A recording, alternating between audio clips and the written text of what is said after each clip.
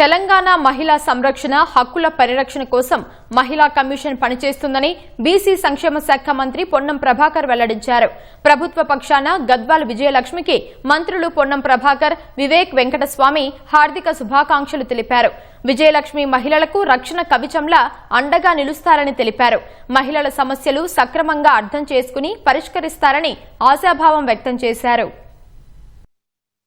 తెలంగాణ రాష్ట్ర మహిళా commission chairperson గా శ్రీమతి గద్వాల విజయలక్ష్మి గారు మరియు ఇతర గౌరవ సభ్యులు నియామకం పొంది ఈరోజు పదవి బాధ్యతలు చేపడుతున్న సందర్భంగా తెలంగాణ రాష్ట్ర ప్రభుత్వం పక్షాన వారికి శుభాభినందనలు తెలియజేస్తా ఉన్నాం.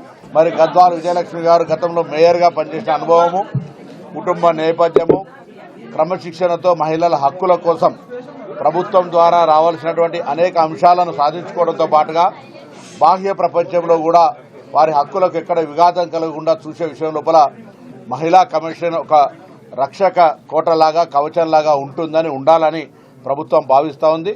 అందుకే గౌరవ ముఖ్యమంత్రి గారు ప్రత్యేకించి మరి ఈరోజు గద్వాల విజయలక్ష్మి గారు చైర్మన్గా మిగతా అందరికీ కొంత మహిళా సంఘాల సామాజిక సేవలో ఉన్నటువంటి మిగతా సభ్యులందరినీ కూడా నియమించడం జరిగింది. వారందరికీ కూడా పేరు పేరున అభినందనలు.